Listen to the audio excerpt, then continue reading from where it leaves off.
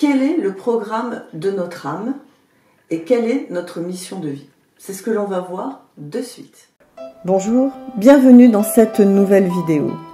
Vous vous sentez découragé, perdu, vulnérable, ou vous avez eu une enfance douloureuse et vous aimeriez retrouver votre force intérieure, accéder à plus de joie, de sérénité et reprendre les rênes de votre vie? Je m'appelle Denise Meyel, médium, coach thérapeute. Je suis là pour vous aider et vous accompagner. Bonjour à toutes et à tous, je suis ravie de vous retrouver. Et aujourd'hui, j'avais envie de faire une vidéo qui va parler vraiment de spiritualité et de tout ce qui est important pour nous, à savoir comment on peut comprendre notre âme, comment on peut comprendre nos missions de vie. Est-ce que notre âme a un programme? Est-ce qu'elle a décidé pour nous la vie que nous allons avoir? Et c'est ce dont on va parler dans toute cette vidéo. Alors, c'est vrai qu'on ressent quand même tous, plus ou moins, il me semble, qu'on est sur Terre pour une raison. On se dit, il y a bien un sens à tout ça. Même si on ne sait pas lequel d'ailleurs. Hein. On se dit, c'est pas que métro, boulot, dodo, c'est pas suffisant. À un moment donné, on a comme une sorte d'appel, d'envie de autre chose. Et ça, c'est notre âme. Notre âme, c'est quoi? C'est le principe vital, spirituel, qui anime notre corps. Ça veut dire que ce n'est pas notre corps, évidemment. Ce ne sont pas nos émotions, nos sentiments. Ce n'est pas non plus notre mental. C'est quelque chose qui est au-dessus de ça, qui va amener un souffle, une impulsion. Et d'ailleurs, on considère souvent l'âme comme si c'était de l'air que l'on respire. On baigne dans notre âme, on est en harmonie avec notre âme, mais on ne peut pas le toucher, l'air. On peut pas l'attraper, d'accord, hein. Bon, après, il y a des scientifiques, etc. Mais je veux dire, c'est quelque chose qui est en nous, qui est comme autour de nous, on est imprimé et imprégné surtout de notre âme. Mais ce qui se passe, c'est que notre âme, alors, il faut adhérer à une certaine philosophie, peut-être de réincarnation, de vie après la mort, etc. C'est sûr que si vous êtes pragmatique, carré, on est, on vit, on meurt, basta, il n'y a plus rien, bon, bah, zappez la vidéo, hein, ça ne va pas vous intéresser, et à la limite, même vous n'êtes pas là. Mais donc je pars du principe que vous admettez que nous sommes des êtres qui sommes animés par une âme à l'intérieur de nous, et cette âme, elle vient sur Terre, elle a un programme. Elle cherche à vivre des choses. Elle cherche à expérimenter des sensations, des émotions, car elle veut grandir, elle veut évoluer. Elle est là pour apprendre, en fait. Hein. Et tout le monde le voit sur Terre, on a tous besoin d'apprendre, de développer nos connaissances, quelles qu'elles soient. Ça peut être dans le professionnel, familial, et la connaissance de la vie, tout simplement. C'est vraiment ça, le but de l'âme. L'âme, elle a, en s'incarnant, elle peut avoir un objectif en particulier. Si on part du principe qu'on a plusieurs vies, dans certaines vies, on a pu vivre certains événements, certaines choses importantes, on a pu atteindre certains objectifs. Et là, dans cette vie, elle va avoir un objectif en particulier. Par exemple, ça peut être, dans cette vie, j'ai envie de développer ma générosité, d'apprendre à être vraiment généreux. Qu'est-ce que c'est d'être généreux? Qu'est-ce qu'on ressent au fond de soi? Ça peut être aussi d'apprendre à pardonner. J'aimerais comprendre ce que c'est que le sens du pardon. J'aimerais aussi savoir ce que c'est que le sens de transmettre vraiment mon savoir. Je vous donne des exemples, hein, parce qu'il y en a des centaines, évidemment. Je vous ai donné un peu ce qui vient comme ça. Mais voilà, l'âme, elle a vraiment un objectif, peut-être deux, mais en tout cas, il y a vraiment une direction où elle va être focus sur une chose en particulier, très très importante. Et par rapport à ça, il va y avoir un programme. Et ce programme, évidemment, il peut être un peu difficile, il peut être un peu douloureux. Vous voyez où je veux en venir, hein? Vous me voyez arriver avec mes gros sabots. C'est-à-dire que, par exemple, si l'âme, dans cette vie, dit « moi, je veux expérimenter ce que c'est qu'être généreux », quelqu'un qui a de la générosité. Alors, c'est sûr que si je suis milliardaire, c'est plus facile, hein, d'accord? Si j'ai 100 milliards sur mon compte en banque et que j'en donne 90 milliards, ouais, je suis généreuse, ouais, mais bon, j'ai 10 milliards. Si j'ai 800 € par mois, que je vis dans la précarité, que je suis dans la galère et que je vais quand même aider des personnes, que je vais quand même faire du bénévolat, que là, le sens générosité, il prend une autre dimension, d'accord? Vous comprenez ce que je veux dire? C'est-à-dire que pour vraiment expérimenter et comprendre quelque chose, l'âme va nous mettre en difficulté, va chercher à amener une difficulté, une certaine souffrance, pour que on puisse vraiment comprendre ce que c'est qu'être généreux. Si je m'appelle Bill Gates et que je suis généreux, c'est pas très compliqué, hein, d'accord? C'est comme si vous êtes un parent et que vous donnez 5 € d'argent de poche à votre gamin. Bon, bah, vous n'êtes pas généreux, vous êtes normal. Voilà, vous donnez un peu d'argent de poche à votre gosse. Mais la vraie générosité, c'est pas là qu'on va la saisir. Bon, je prends cet exemple-là pour bien vous faire comprendre que l'âme, elle va vouloir expérimenter des choses qui ne sont pas forcément agréables. Elle peut vouloir expérimenter ce que c'est qu'être malade, en rapport avec le côté être en bonne santé. Qu'est-ce qui fait qu'on sait ce qu'est la bonne santé, qu'on sait apprécier notre santé? Et cette question, moi, je vous la pose, mais avant d'avoir des problèmes de santé importants, bon, j'ai eu des petites gastro, des petits trucs quand j'étais jeune, mais j'avais plutôt une très bonne santé. Vers la quarantaine, 40-45 ans, j'ai eu un problème de santé important. Et là, j'ai appris ce que c'était un petit peu la maladie. Bon, mais encore pas maladie avec le grand M, maladie qui fait peur et tout, mais quand même, suffisamment. Et c'est quand on est malade, quand on est... j'ai eu le Covid aussi, je peux vous dire que là, on se dit, ouh, c'est bien la santé. Donc, c'est vraiment l'âme, elle veut expérimenter ça. Maladie, santé. Qu'est-ce que c'est que la richesse ? On l'apprécie vraiment quand on a peut-être connu la pauvreté. Qu'est-ce que ça va être l'amour? On peut apprécier l'amour quand on a connu le manque d'amour, la solitude par exemple. Voilà, donc notre âme, elle veut chercher à expérimenter des choses fortes, des choses intenses qui vont lui permettre de grandir, d'évoluer et de se développer. Ça c'est notre âme, l'âme. Après, notre personnalité, notre ego, lui, il s'en fout complètement de ça.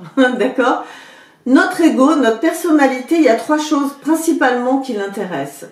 La première, c'est amour. Amour, aimez-moi, donnez-moi de l'amour. J'ai besoin de ça, j'ai besoin de cette nourriture. La deuxième, c'est l'argent. Gloire. Hein? Je vais reprendre le slogan amour, gloire et beauté. Donc l'amour, aimez-moi, donnez-moi de l'amour, pensez à moi. Voilà, on est dans l'ego, hein, l'amour égotique. Deuxième, gloire, c'est gloire et richesse et argent, etc. Beauté, c'est beauté, santé, prospérité, etc. D'accord? Notre personnalité, elle est focus là-dessus. C'est ce que l'on cherche tout le temps, au niveau de notre personnalité. Mais l'âme, son programme, c'est pas ça, forcément. Donc, évidemment, qu'il y a des 80% ou 50% du programme de l'âme qui va pas forcément nous plaire. Voilà, d'accord? Ça, il faut bien le comprendre. Et c'est pour ça qu'on se retrouve parfois avec ce sentiment d'injustice, de colère dans notre vie. Et dire, mais pourquoi il m'arrive que des galères? Pourquoi j'ai plein de problèmes avec ma famille? Mais pourquoi dans mon travail, j'ai tout le temps ces problèmes-là? Et pourquoi moi, je suis toujours malade? Vous voyez, quand on est à se sentir victime comme ça de choses récurrentes, c'est peut-être qu'on est en train d'expérimenter un programme de vie. Et cette vidéo, j'ai eu l'idée de la faire par rapport à une de mes clientes qui m'a appelée pour une voyance guidance. Et elle me racontait combien elle avait été malheureuse avec ses parents. Et c'est vrai, hein, tout ce qu'elle me disait était vrai. C'était une femme très intelligente, très cultivée, qui avait appris énormément de choses sur les thérapies, la psychologie, le coaching, la psychiatrie, Elle avait une connaissance, mais incroyable. Elle en savait plus que moi, je vous assure. Et elle me dit, mais je comprends pas le sens de ma vie. Mais pourquoi je suis là? Qu'est-ce qui s'est passé? Et moi, je lui dis, mais madame, est-ce que vous imaginez la somme de connaissances que vous avez en vous? C'est incroyable. C'est incroyable tout ce que vous avez appris dans votre vie par rapport à la souffrance, justement, que vous avez eue de votre famille, qui est une famille toxique, et ça, c'est vrai. Tout ce que ça vous a appris. Elle me dit, oui, mais moi, j'en fais quoi de ça? Je dis, ben, c'est du savoir, c'est de la connaissance, ça enrichit votre esprit, ça enrichit qui vous êtes. C'est merveilleux d'avoir cette connaissance, ce savoir. Après, vous pouvez le partager, pourquoi pas, vous pouvez écrire, ou vous pouvez, à vous de voir ce qu'il faut en faire, j'en sais rien, moi. Mais en tout cas, ce qui est sûr, c'est que si vous n'aviez pas eu toutes ces épreuves de vie, vous n'auriez pas toutes ces connaissances, tout ce savoir. Donc c'est ça, c'est que le programme de notre âme, il n'est pas là pour nous faire plaisir. Notre âme, elle s'incarne pas pour dire, bon, on va s'incarner et voilà, on va être au bord d'une piscine toute notre vie, à boire des mojitos et à faire de la fête. Oui, un petit peu, elle veut bien de temps en temps, mais on est là pour travailler sur nous, pour apprendre, pour grandir, pour se développer. Et notre âme, elle n'a pas qu'un programme en plus. Elle n'a pas que... voilà. Parce que dans les missions de vie, je rebondis sur la mission de vie, souvent j'entends dire, mais quelle est ma mission de vie dans le sens, qu'est-ce que je dois faire de ma vie? Ben, votre mission de vie, vous la vivez là au quotidien, tous les jours. C'est pas votre travail qui est votre mission de vie. Il ne faut pas confondre, hein, vraiment. La mission de vie, elle est sur plein de niveaux différents. Elle va être au niveau de votre vie familiale, elle va être au niveau de votre vie affective, elle va être dans votre professionnel, elle va être dans l'interaction que vous avez avec vous-même. Est-ce que vous êtes ami avec vous-même? Est-ce que vous vous aimez bien, même dans les moments difficiles? Parce qu'être bien s'aimer quand tout va bien, c'est facile. Bien s'aimer quand on est en galère ou que c'est un peu compliqué, c'est plus difficile. Donc, notre programme d'âme, notre âme, elle a plein de petits programmes qui vont tous s'emboîter pour être dans un super programme. D'accord? Donc, que ce soit au niveau de notre corps, ben tiens, comment ça se fait que mon corps, des fois il est malade, des fois il n'est pas malade, au niveau affectif, au niveau professionnel, vraiment dans tous les domaines, on a des programmes qui vont tous s'emboîter. Et ces petits programmes qui font un programme global, d'accord, qui est après notre destin, notre vie, qui nous sommes, il y a une mission qu'on a tous en commun, et que Socrate, à travers Platon, l'avait défini. Il avait dit, on est là pour se connaître, pour connais-toi toi-même et tu connaîtras le monde. On est là pour apprendre à se connaître et à comprendre les autres. On n'a pas besoin de connaître les autres, d'ailleurs on ne les connaît jamais vraiment, mais par contre on peut les comprendre. Donc notre mission principale, c'est à travers tous ces programmes que l'on a, tout ce que l'on vit, apprendre à nous connaître le plus intimement possible et le plus honnêtement possible, pour ensuite ouvrir notre cœur. C'est-à-dire que à travers toutes nos épreuves, nos difficultés, nos errances, nos peurs, etc., le programme, le métaprogramme, j'ai envie de dire, il est d'ouvrir notre cœur pour justement embrasser notre mission. Vous voyez, je repense à cette dame qui avait tant de connaissances. Je lui disais, mais partagez-les, je sais pas, ouvrez un blog, faites quelque chose, parce que vous avez... Elle me parlait de thérapie, je vous jure, j'en avais jamais entendu parler, je prenais des notes, je disais, qu'est-ce que c'est ce truc? Elle savait énormément de choses, mais elle le gardait pour elle et elle ruminait là-dessus. Je dis, au lieu de ruminer là-dessus, regardez tout ce que vous avez comme savoir, quoi. C'est un trésor ce que vous avez, partagez-le. Quand on est dans le partage, et moi je sais que quand je fais ces vidéos, c'est du travail, c'est du boulot, mais j'ai une telle joie à partager avec vous, de vous lire vos commentaires, même si on ne se voit pas, c'est pas grave, il y a un lien qui se crée. Ma petite connaissance, mon petit savoir, ben, dès que je peux le partager avec vous et vous apporter quelque chose, c'est un tel bonheur, vraiment, et là je sens que je suis dans, ouais ok, là tu es dans ce que tu dois faire, dans une partie de ce que je dois faire, parce que j'ai d'autres choses à faire, j'ai pas que ça, voilà, il y a ma vie personnelle, etc. Ok?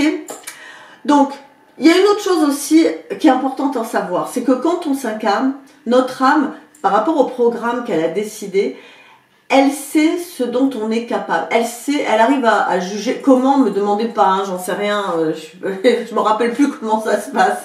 Mais elle sait comment on est capable de surmonter une épreuve.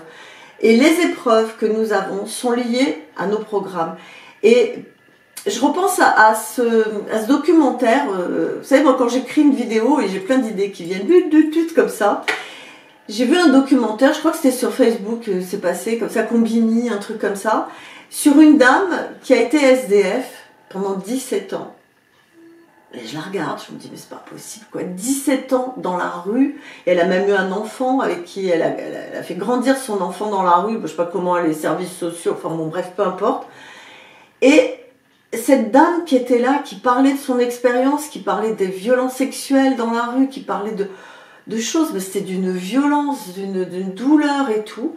Et je trouvais qu'elle était droite, elle était digne, elle était belle, elle avait une lumière dans le regard. Je me suis dit, mais oui, je pense que ça fait partie du programme de son âme. Alors, il y a certains qui vont me dire, oui, mais la société, la précarité, ok, je suis d'accord. Mais là, je me mets à un niveau spirituel, d'accord? On n'est pas au niveau amour, gloire et beauté de la personnalité. Je pense qu'au niveau spirituel, son âme, peut-être en s'incarnant, elle a fait, ok, on y va. On va tester ça, on va voir ce que c'est ça, on va y aller pour après s'en sortir, puisque là, visiblement, elle s'en sortait, elle était dans un foyer, etc. Mais elle avait une façon, elle n'était pas folle, elle n'était pas psychotique, elle était très lucide, très intelligente, et dans ce regard, il y avait cette espèce de grandeur d'âme. Et souvent, à travers les épreuves que l'on vit, quand on les accueille, qu'on les vit pleinement et qu'on arrive à les surmonter après au fur et à mesure, c'est ça la vie, hein, il y a une sorte de résilience et il y a une sorte de grandeur d'âme qui émane de la personne. Et je veux penser aussi à, par exemple, comment il s'appelle, Van Gogh. Van Gogh, plus grand peintre du 19e et 20e siècle, ses tableaux se vendent des millions. Van Gogh a vécu dans une misère noire toute sa vie. Il a expérimenté la folie également, l'alcoolisme, la misère, et pourtant, sa mission, il a fait des chefs-d'œuvre. Et il a expérimenté l'humilité, puisque de son vivant, je pense qu'il a dû vendre 2-3 toiles et à un prix ridicule. Et c'est son frère qui lui donnait de l'argent. Enfin bon, si vous ne connaissez pas son histoire, elle est passionnante. Et là, on se dit, oui, il y a eu un programme douloureux, difficile, mais qu'est-ce que l'âme a dû apprendre? Qu'est-ce que l'âme a dû se fortifier? Alors, évidemment que nous, au niveau de nos égos, de amour, gloire et beauté, il y a des programmes qui sont horribles et qu'on n'a pas envie de vivre, et c'est normal. Mais je pense qu'à un certain niveau, notre âme a choisi ça pour nous faire grandir et pour nous permettre de surmonter une épreuve. Et souvent, on dit d'ailleurs qu'une épreuve, c'est faire ses preuves. Ok ? Pour conclure, je voulais vous dire une citation, une petite référence d'une phrase, moi, qui m'a énormément apporté. Quand j'avais 17 ans, je l'ai découvert à l'école, hein, sur les bancs de l'école, on étudiait Flaubert, et je lis cette phrase. « L'homme est un apprenti, la douleur est son maître, et nul ne se connaît tant qu'il n'a pas souffert. » Ça résume tout.